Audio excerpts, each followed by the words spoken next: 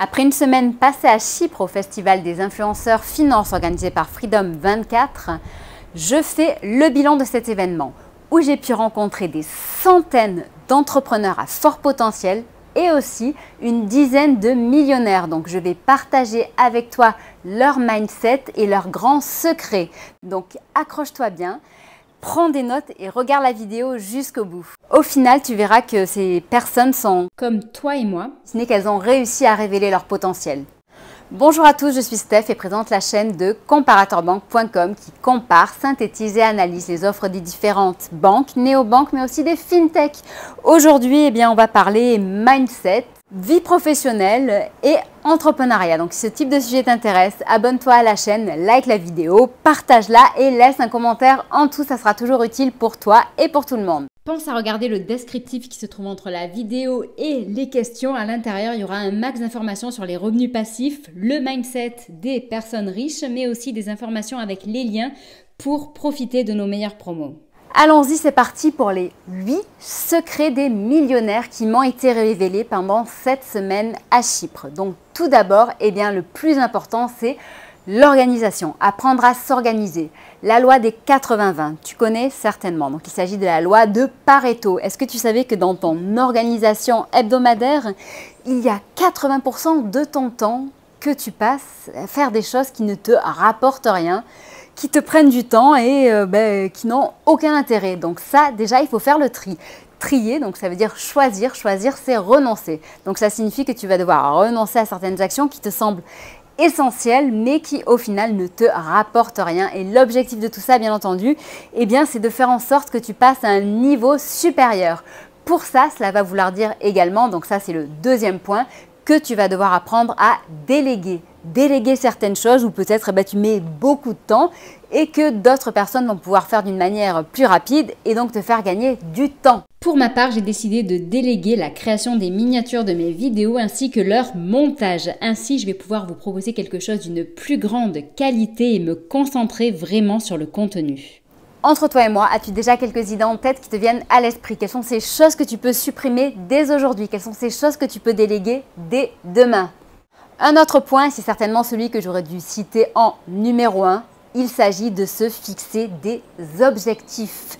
Avoir une stratégie claire pour savoir où l'on va, savoir où l'on est aujourd'hui par rapport à ses concurrents et au marché et savoir dans quelle direction on va. Se donner comme ça justement une ligne de temps pour y parvenir et donc très certainement la faire évoluer. Tu vas devoir être patient, courageux et volontaire. Pourquoi? Parce que la vie ne fonctionne pas toujours comme on le souhaite, comme on l'entend et comme on avait prévu. En effet, il y aura des imprévus, il y aura des erreurs, des échecs, des obstacles que tu vas rencontrer. Et le plus important de tout ça, c'est justement d'apprendre de ces erreurs. Car faire une erreur, échouer quelque part, ce n'est vraiment pas grave. En France, on a un gros problème avec ça. Aux États-Unis, qui est quand même un pays de l'entrepreneuriat, on sait que échouer, c'est avancer, c'est rebondir. Il faut savoir rebondir d'échec en échec. Et avec l'expérience, on sait que c'est justement en rencontrant ces obstacles qu'on se dépasse. Ensuite vient le temps de la remise en question. Donc la remise en question, c'est primordial. En effet, il faut savoir évoluer constamment. Moi, pour ma part, ça fait une quinzaine d'années que je travaille dans le milieu du web, le milieu du digital et je le sais, cela ne fait qu'évoluer. Les choses changent constamment, les règles de SEO, les règles de, par rapport aux réseaux sociaux, tout évolue et ça évolue avec quoi? Ça évolue avec les clients, les besoins et aussi également, malheureusement, Google qui fait un petit peu sa loi, mais il n'y a pas que lui. Donc, pour ne pas se reposer sur ses acquis, il faut constamment faire du benchmark, regarder ce que font les concurrents, se former, augmenter ses capacités, augmenter ses compétences, c'est primordial. Il ne faut pas se contenter de toujours suivre la tendance. Il faut savoir parfois la créer, mais également aussi ce qui est primordial, c'est de s'entourer de bons mentors. Désolée pour le chat, elle est plutôt bavarde et impossible à maîtriser. Regardez du côté des pionniers, regardez du côté des États-Unis. C'est souvent chez eux que les tendances se créent. Ensuite, il faudra également aussi savoir saisir les opportunités. Saisir les opportunités, c'est-à-dire en effet prendre des risques. Et oui, donc les risques doivent être calculés, c'est-à-dire qu'il ne faut pas dépenser à outrance sans que ce soit réfléchi. Il ne faut pas agir sans réfléchir. Donc là, on revient sur la notion d'organisation et de stratégie. Cela revient également à sortir de sa zone de confort. Savoir aller au-delà de ses compétences. Savoir aller vers ce qu'on ne connaît pas. Et très souvent, vous verrez, c'est là qu'on sent que le chemin des possibles s'ouvre à nous et que justement, tout est possible et qu'on peut y arriver. Que penses-tu de ça? Penses-tu justement que sortir de sa zone de confort soit possible? Y arrives-tu? Le fais-tu souvent? Quelle est la dernière fois où tu es sorti de celle-ci? Le 6e point, et pas des moindres, alors là, il va s'agir de assumer ses choix. Assumer ses choix, ça veut dire aussi bien assumer ses succès qu'assumer ses échecs et ses erreurs. Bon, généralement, assumer ses succès, certains y arrivent très bien et sans vente.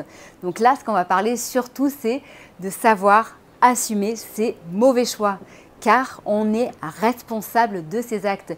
Aujourd'hui, si on en est là, si tu en es là, c'est à cause de toi. Ce n'est pas à cause de tes parents, de ton prof ou de ton employeur, c'est parce que tu as fait ce choix-là. Donc justement, ce qu'il faut faire, c'est reprendre sa vie en main, reprendre le pouvoir sur sa vie, sur son argent, sur son futur. Ensuite, on va parler du cadre, se forger un cadre solide pour avancer sereinement. Et donc ça passe par le point numéro 7. Le point numéro 7 qui est essentiel, il s'agit de diversifier ses sources de revenus. Donc par exemple, donc avec un salaire si vous êtes employé ou alors tout simplement avec ton entreprise que tu vas créer ou que tu es en train de créer, mais également aussi peut-être avec des revenus dans l'immobilier, avec des revenus en bourse ou je ne sais pas moi si tu as des choses à vendre sur Vinted. Bref, chacun ses moyens, chacun son niveau, mais ce qui est hyper important, c'est de diversifier ses sources de revenus avec notamment des revenus passifs. Pourquoi? Parce que généralement, ces revenus passifs, ce sont des choses qui nécessitent peu de temps humain et qui petit à petit vont t'amener de l'argent. Donc ça va vraiment te permettre justement d'augmenter d'une manière conséquente tes revenus. Donc si je te parle de revenus passifs comme ça, dis-moi toi à quoi tu penses et qu'est-ce qu'aujourd'hui tu as déjà mis en place pour ça. Le 8e point, il s'agit de bien s'entourer. En effet, chacun de ces millionnaires m'a fait part du point que l'entourage que l'on a détermine en fait un petit peu son mindset et ce que l'on est. Donc certes, même si on est 100% responsable de ses choix, on est justement aussi responsable de qui on s'entoure. Donc il faut fuir les personnes toxiques, fuir ceux qui sont victimes de la vie, qui ne font que se plaindre. Donc tout d'abord, il y a le fameux family first. La famille est primordiale, mais ensuite s'entourer de personnes qui sont comme toi, dans un mindset positif, dans un mindset actif, volontaire et qui vont de l'avant. Tout ça sans oublier bien entendu d'être généreux. En effet, chacun m'a montré qu'ils étaient ultra généreux. Et on le sait très bien, donner parfois est bien plus satisfaisant et bien plus enrichissant que de recevoir. C'est pour cette raison que de temps en temps, d'ailleurs, je vous fais des petits cadeaux sur ma chaîne. C'est pour te remercier d'avoir la volonté d'enrichir ton éducation financière. Et d'ailleurs, n'oublie pas qu'en ce moment, tu as une PS5 à gagner. Voici le règlement du jeu pour participer. N'hésite pas à mettre pause et à retrouver la vidéo où il faut mettre le fameux petit message dessous. Là, le petit côté un petit peu spirituel, donc en parlant de générosité, on ne peut parler que de karma et de retour de karma. Si tu fais le bien autour de toi, normalement, le bien viendra à toi. Un dernier point, et ça c'est personnel, même si je ne suis pas millionnaire, quelque chose qui me semble essentiel pour réussir sa vie, c'est d'avoir une vie équilibré. Donc équilibré dans quel sens? Dans le sens où il faut avoir une vie professionnelle où on se sent bien, où on est heureux de ce qu'on fait, heureux de se lever tous les matins pour faire ça, car si on va au travail avec la boule au ventre, si on est stressé, tendu, ça c'est pas bon. Il faut que tu changes, il ne faut pas que tu ailles avec cet état d'esprit. Ensuite, il faut aussi bien entendu équilibrer avec la famille, les amis, passer du bon temps, rire, sourire. La joie est primordiale. Je veux que tes yeux pétillent de bonheur.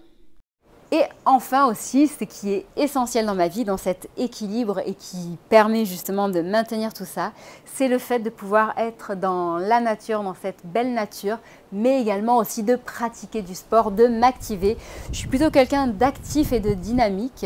Donc toi, de ton côté, qu'en est-il? Est-ce que tu fais du sport? Est-ce que tu aimes la nature? Est-ce que tu as l'occasion justement de te balader, que ce soit à côté de la mer ou en forêt? Dans tous les cas, sache que pour moi, ça me fait un bien fou. Si après cette vidéo, tu n'arrives pas à devenir millionnaire, car en effet, eh bien, c'est peut-être pas l'objectif de tout le monde et c'est peut-être pas ton objectif, je pense quand même que tu auras du moins les bases pour avoir une vie réussie. Car ces 9 points, eh bien, je pense que c'est la base d'une vie réussie. Dis-moi ce que tu en penses. Dis-moi peut-être si de ton côté, tu crois que j'en ai oublié ou s'il y en a sur lesquels tu n'es pas du tout d'accord, ça m'intéresse. Je te rappelle qu'en dessous de la vidéo, donc dans le descriptif, tu auras accès à des articles sur eh bien, le mindset de millionnaire, mais aussi des articles sur les revenus passifs, ainsi que le lien pour investir de l'argent avec Freedom24, en sachant qu'il y a un risque de perte en capital, puisque Freedom24 est un courtier en bourse qui permet donc d'investir en bourse, n'est-ce pas, sur plus de 1 million d'actifs financiers. Les prévisions et les performances passées ne sont pas des indicateurs fiables des performances futures. Il est important et essentiel de faire ses propres analyses avant d'effectuer tout investissement. Sache que nous sommes présents sur Facebook, Twitter, Instagram, LinkedIn, TikTok pour répondre à tes questions d'argent. Questions aussi pour réduire tes frais bancaires, questions en lien avec le crédit, l'assurance. Bref, on est là pour toi, pour t'aider à augmenter ton pouvoir d'achat et ta qualité de vie. Je te souhaite une très bonne journée et je te dis à bientôt. Au revoir.